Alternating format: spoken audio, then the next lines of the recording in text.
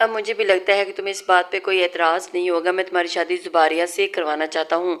زباریہ اور تمہارا رشتہ ہمیشہ کامیاب رہے گا، اور یہ میرے ابرار میرے جگر کے ٹکڑے کی نشانی ہے، اور اس کی کوکھ میں تو ہمارے خاندان کی نشانی ہے، اور میں اس لڑکی کو کہیں جانے نہیں دینا چاہتا، اور نہ ہی اس کے بچے کو۔ اس لیے تم اس سے نکاح کرو گے اور اس بچے کو ہمیشہ باپ کی طرح کی محبت دے کر پروان چڑھاؤ گے، مگر اس سے یہ ضرور بتانا کہ ابرار کی اولاد ہے جس کا باپ کتنا قابل ذہین اور کامیاب انسان تھا۔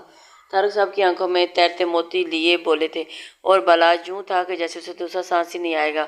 وہ کتنی دیر اپنے باپ کا چہرہ دیکھتا رہا، اور اسے ایک دم سے اپنی ہوشیاں یہاں تک کہ اپنے ارد گرد موجود ہوا میں سانس لینا بھی دشوار لگنے لگا تھا۔ طارق صاحب اس کا بجھا ہوا چہرہ دیکھ رہے تھے جب بڑی مشکل سے بلاج ان سے یہ کہنے لگا، ڈیڈ یہ کیسی باتیں کر رہے ہیں آپ جانتے ہیں آپ کیا کہہ رہے ہیں؟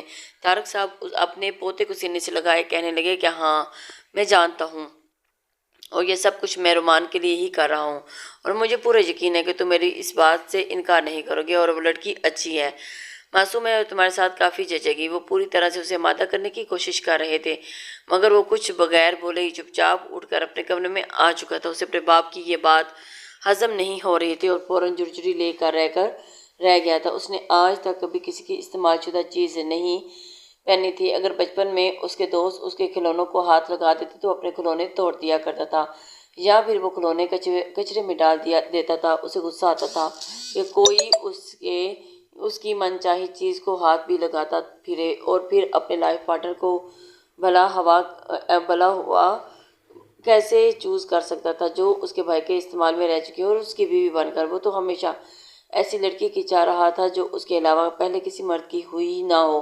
بار بار اس کے ذہن میں یہی وسوسے آ رہے تھے کہ ابرار نے نہ جانے اسے کیسے کیسے چھپا ہوگا اور اس کے ساتھ کیا کیا کیا ہوگا، اور پھر یہ بچہ وہ تو خود ہی کنوارا تھا، بھلا ایک بچے کی ماں کے ساتھ شادی کیسے کر لیتا؟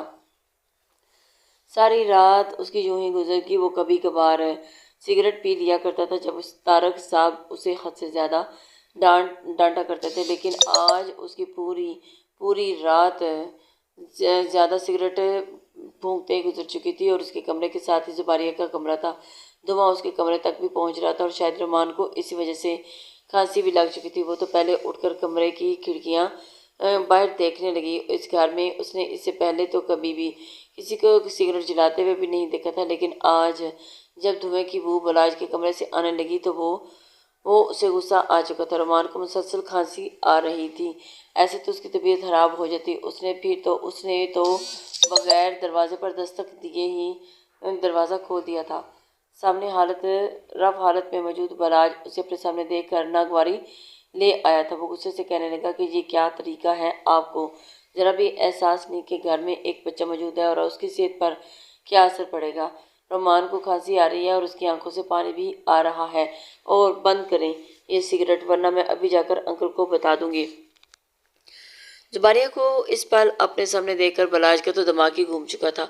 وہ آگے بڑھا اور اسے بازوں میں کھینچ کر دیوار کے ساتھ لگا گیا، کہنے لگا کہ اچھا کیا بتاؤ گی تم؟ وہ لو اس کے منہ سے نکلنے والا دھواں زباریہ کے منہ پر آیا تو وہ بھی کھانسنے لگی تھی، لیکن وہ کہنے لگا کہ میں تم سے ہرگز شادی نہیں کروں گا، سمجھی تم؟ بہتر ہے کہ رومان کو یہیں چھوڑ کر کہیں دور چلی جاؤں۔ اس کے منہ پر شادی کی بات سن کر تو وہ حیران ہو گئی تھی۔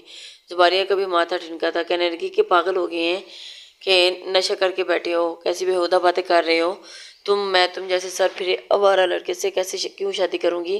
بلاج کہنے لگا کہ خبردار جو میرے کریکٹر پر بات کی تو تم اپنا کوئی آگے پیچھے ہے تو کوئی نہیں، منہ اٹھا کر یہاں چلی آئی ہو اور یہاں بات کرتی ہو کریکٹر کی، میرے کریکٹر کی۔ زباریہ تو چپ سی ہو چکی تھی اور خود کو اسے چھڑوا کر باہر چلی گئی، کیونکہ جس قدر جنونی وہ لگ رہا تھا زباریہ کو ڈر لگنے لگا تھا کہ کہیں وہ اس کے ساتھ کچھ غلطی نہ کر بیٹھے۔ اگلی صبح طارق صاحب جب اٹھے تو وہ ہمیشہ کی طرح دروازے پر دستک دے کر رومان کو لینے کے لیے آئے تھے، تو ساتھ ہی وہ زباریہ کے کمرے میں ہی بیٹھ چکے تھے، اور پھر جو بات انہوں نے بلاج سے کی تھی وہی زباریہ سے بھی کر چکے تھے۔ زباریہ تو پہلے ہی طارق صاحب کی محبت میں بنے باپ کو تلاش کر رہی تھی۔ طارق صاحب نے اسے بالکل اپنی بیٹیوں جیسے اس گھر میں رکھا ہوا تھا، کبھی اس سے اونچی آواز میں بات تک نہیں کی تھی اور نہ ہی ماتھے پر کوئی بھی بل ڈال کر دیکھا تھا۔ وہ بھلا کیسے انہیں کہہ سکتی تھی کہ میں یہ شادی نہیں کر سکتی، کہ وہ بلاج سے شادی نہیں کرے گی۔ وہ ہچکچاتے ہوئے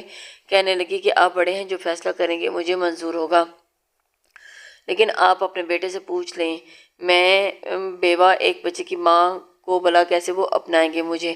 وہ جھجکتے ہوئے بولی تھی، لیکن طارق صاحب کہنے لگے کہ یہ تم اس کی فکر مت کرو، وہ میرا خون ہے اور وہ وہی کرے گا جو میں کہوں گا۔ وہ رومان کو اٹھا کر کمرے سے باہر نکل آئے تھے۔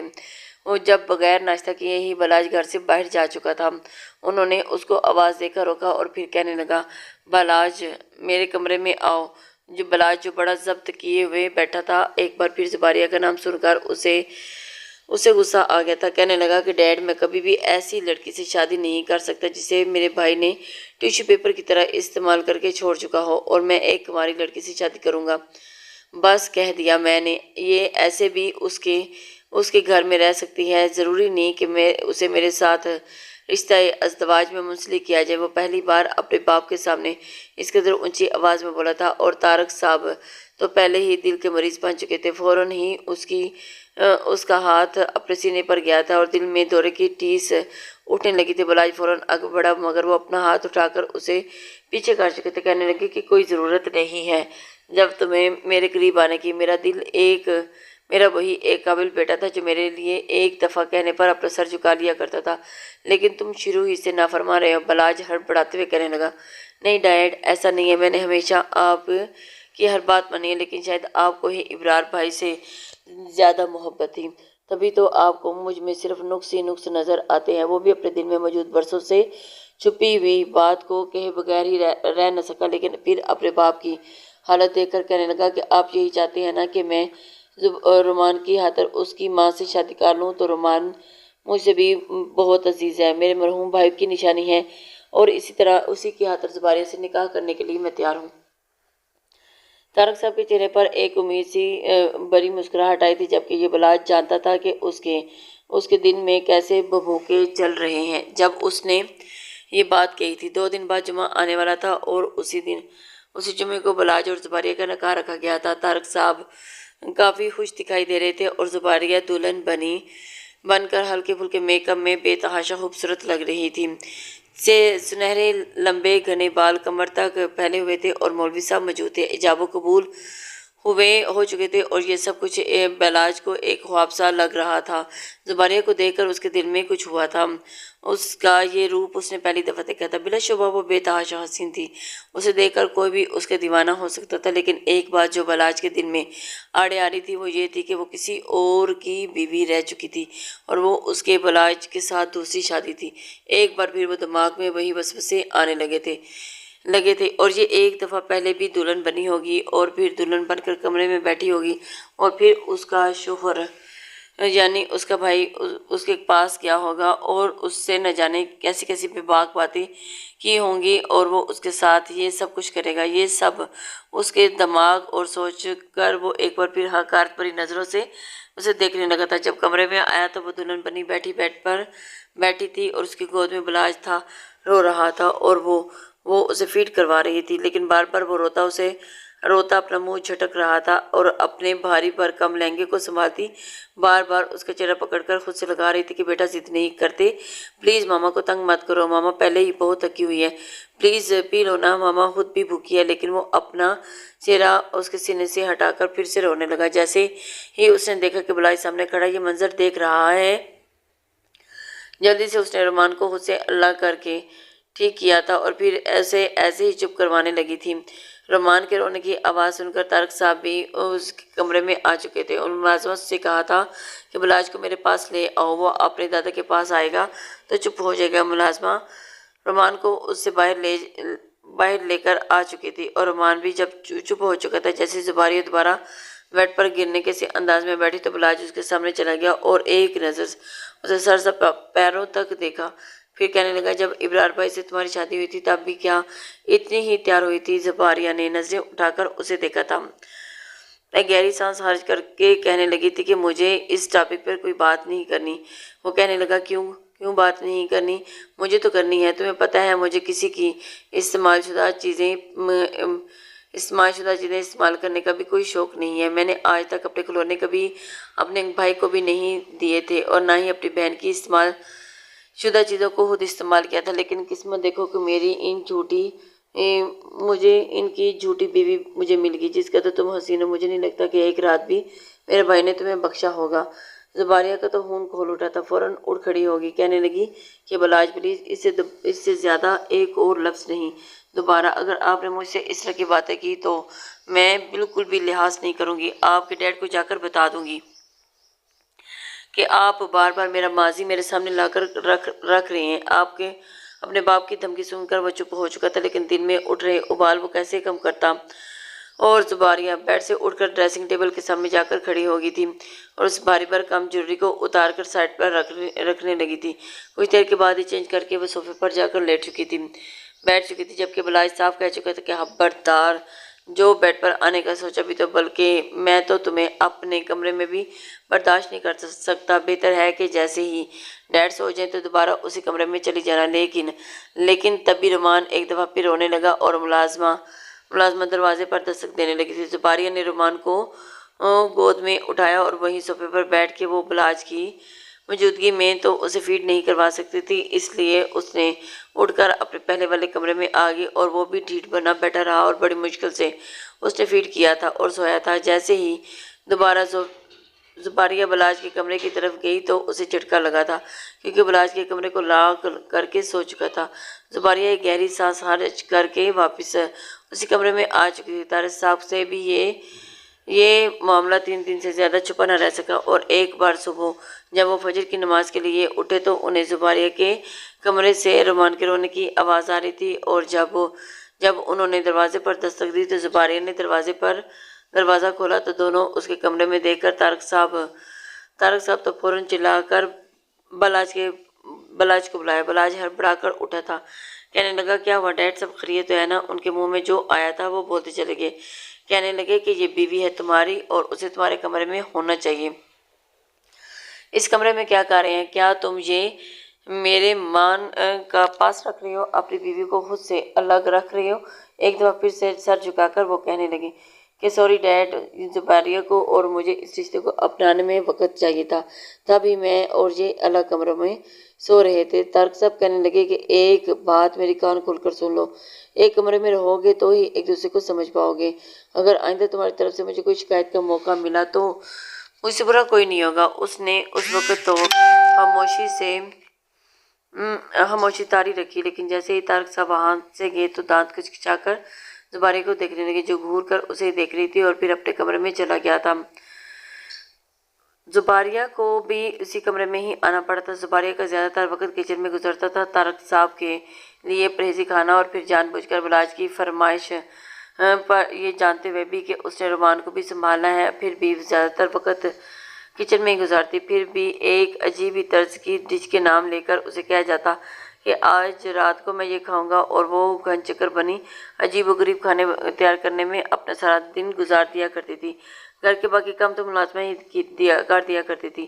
اس روز طارق صاحب رات دیر تک جاگتے رہے، اس لیے رومان کو لے کر زباریہ پہلے تو صوفے پر بیٹھی رہی، لیکن جب رومان بار بار رونے لگا تھا تو اس نے بلاج کو دیکھا جو بیڈ پر بیٹھ کر پھیل کر لیٹا ہوا تھا۔ وہ اٹھ کر اس کے پاس گئی اور کہنے لگی کہ مجھے بیڈ پر جگہ دیں اور پلیز آپ کمرے سے باہر چلے جائیں یا دوسری سے منہ کھا لیں، مجھے رومان کو فیڈ کروانا ہے۔ رات کو جب تک اسے بیڈ پر لیٹ کر فیڈ نہ کرواؤں پورا وہ یوں ہی شور مچاتا رہتا ہے۔ بلاج نے نظریں اٹھا کر اسے دیکھا اور کہنے لگا اچھا فیڈ کروانا ہے تو کرواؤ، میرا کمرہ ہے تو میں کمرے سے کیوں باہر جاؤں؟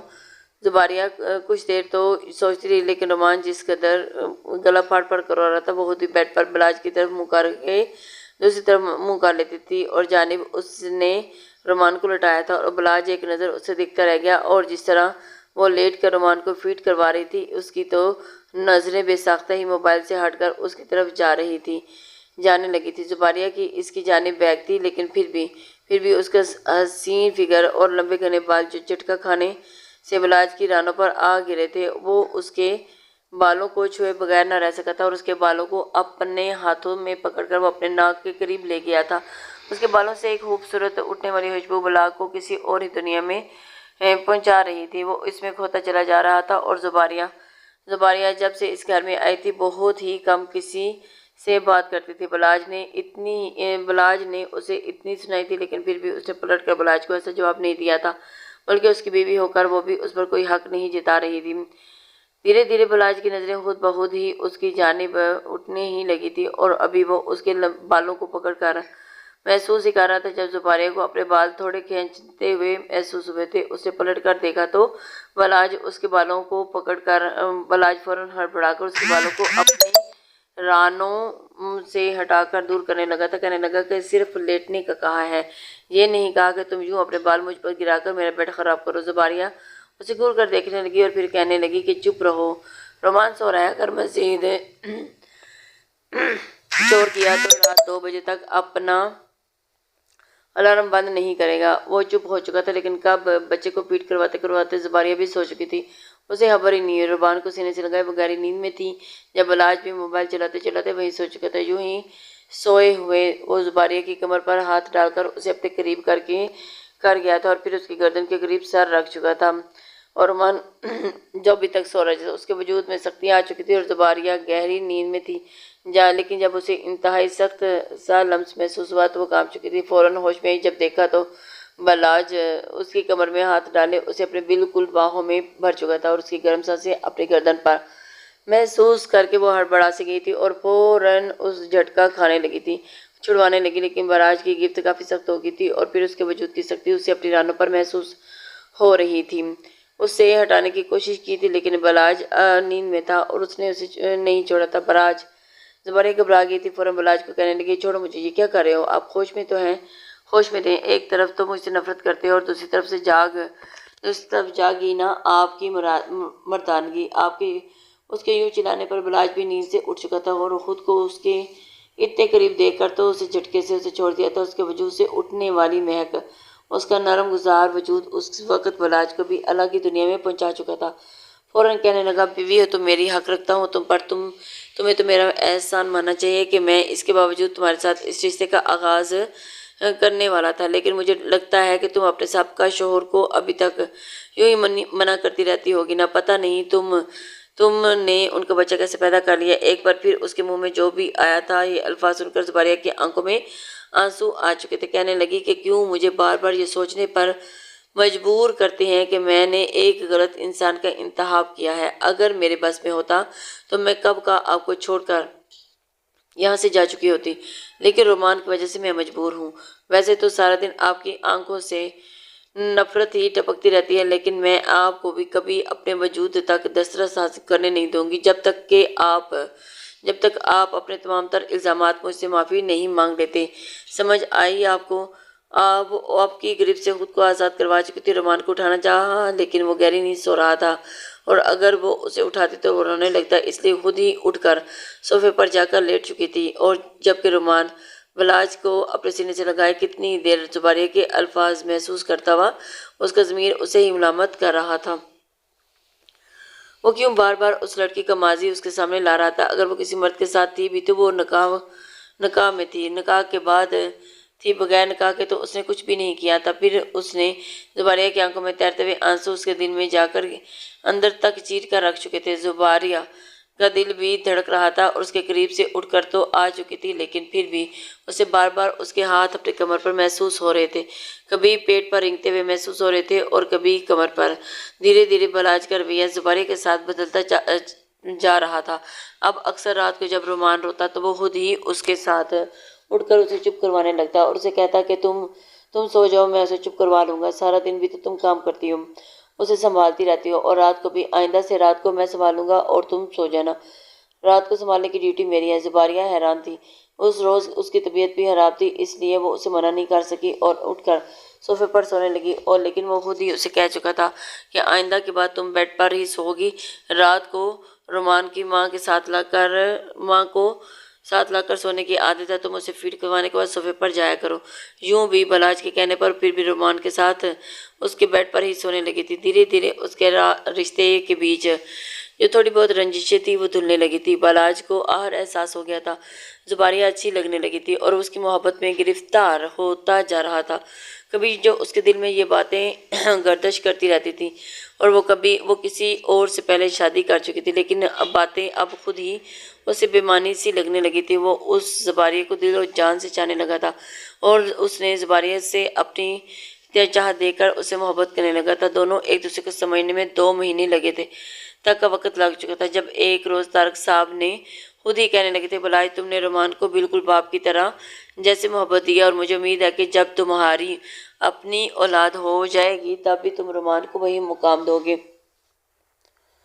بلاج اس بات پر مسکرا چکا تھا اور کہنے لگا کہ فکر مت کریں، رومان نہ صرف میرا بلکہ میرے بھائی کی نشانی ہے، میں ہمیشہ اس کی جگہ کسی کو نہیں دوں گا۔ تو وہ مسکرائے تھے اور پھر باتوں باتوں میں کہنے لگے کہ اب مجھے تمہاری اولاد کو بھی اپنی گود میں کھلانا ہے، کب تک مجھے خوشخبری سنا رہے ہو تم؟ بلاج کا چہرہ سرخ ہو چکا تھا۔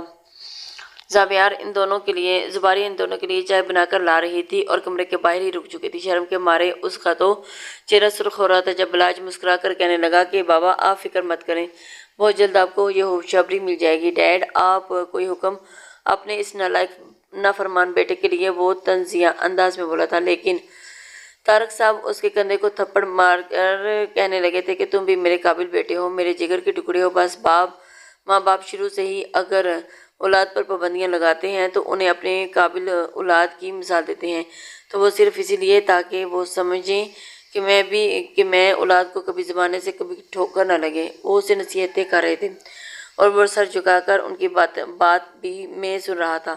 آج اس کے دل میں بھی ایک عجیب سی سرشاری تھی۔ زباریہ کو اپنے کمرے میں دیکھ کر وہ کب تک خود پر کنٹرول کرتا، آج رات وہ اسے اپنانا چاہتا تھا۔ جب کمرے میں آیا تو زباریہ رومان کو فیڈ کروا رہی تھی، فورس اسے الگ کرنے لگی، لیکن بلاج دروازہ لا کر کے اس کے سامنے بیٹھ چکا تھا۔ اس کا ہاتھ پکڑ کر کہنے لگا کہ کس لیے چھپا رہی ہو؟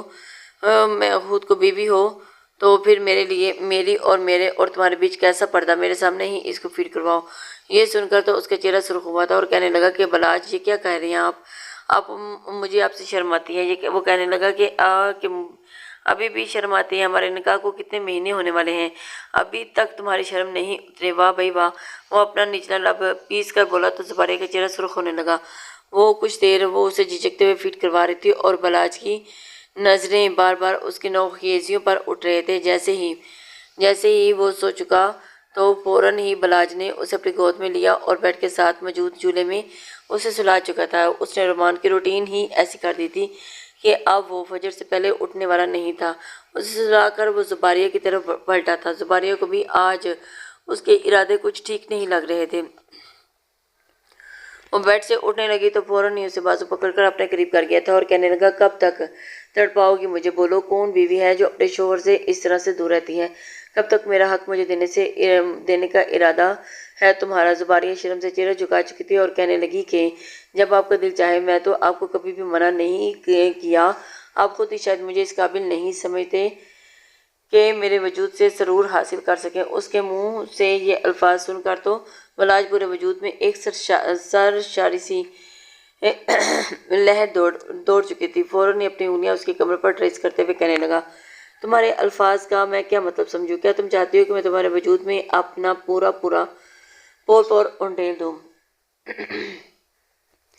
وہ شرم سے چہرہ چھپا چکی تھی اور بلاج کے سینے پر سر رکھ چکی تھی اور بلاج اس کے بالوں میں ہاتھ پھیر کر کہنے لگا، مجھے نہیں پتا مجھے کب تم سے محبت ہوگی، لیکن یہ میری محبت کی آخری حد ہی ہے کہ میں تمہارے وجود کو اپنے وجود میں شامل کرنا چاہتا ہوں، لیکن مجھے لگتا ہے کہ کہیں میں تمہارے ساتھ زبردستی نہ کر لوں۔ کیا تم مجھے پسند کرتی ہو؟ یہ سن کر زباریہ کا دل زور سے دھڑکا تھا۔ وہ بھی تو بلاج سے محبت کرنے لگی تھی۔ چہرہ فوراً ہاتھوں میں چھپا کر اس نے ہاں میں سر ہلایا تھا۔ بلاج تو یوں تھا کہ بس فوراً ہی اسے اپنی باہوں میں بھر کر بیڈ پر لے آیا تھا۔ پہلے اس کے ہاتھوں کو چومتا رہا اور پھر آنکھوں کو اور پھر چہرے پر اپنا لمس چھوڑنے لگا، پھر اس کی گردن پر اپنے لبوں سے اپنی چاہتیں بکھیرنے لگا۔ وہ رات دونوں کی یادگار ہونے والی تھی۔ بلاج مسکرا کر اس کی آنکھوں میں دیکھتا، جیسے ہی اپنے اور اس کے بیچ حائل آخری پردے کو بھی ختم کرنے لگا تو ایک جھٹکے سے اس کے وجود پر حاوی ہوا تھا۔ وہ اگلے ہی لمحے ایک چیخ ज़ुबारिया के लबों से निकली थी, जिसे फ़ौरन बलाज ने अपने लबों में कैद करके रोक दिया था। झटका तो बलाज को भी लगा था, वो तो उस लिए शिद्दत से उस पर हावी हुआ था कि वो पहले से शादीशुदा थी, फिर एक बच्चे को डिलीवरी भी तो कर चुकी थी, लेकिन उसे तो बिल्कुल भी महसूस नहीं हुआ था जैसे वो पहली बार उसके करीब आ रहा हो। उसे हैरत तो बहुत हुई थी, लेकिन फ़िलहाल वो लम्हात को गंवाना नहीं चाहता था। कुछ देर उसने ज़ुबारिया को नामुमकिन होने का इंतज़ार किया था, और फिर जब दोबारा से उसे नामुमकिन होने का इशारा मिला तो उस पर अपने जज्बात लौटाता मुकम्मल तौर पर उसको खुद में शामिल कर गया। जब उससे अलग होकर वो उसकी नज़रें बेड पर गई तो उसे झटका लगा, क्योंकि चादर का रंग बदल चुका था और ज़ुबारिया बेसुध लेटी अपने चेहरे पर दर्द की शिकनें छुपा नहीं पाई थी।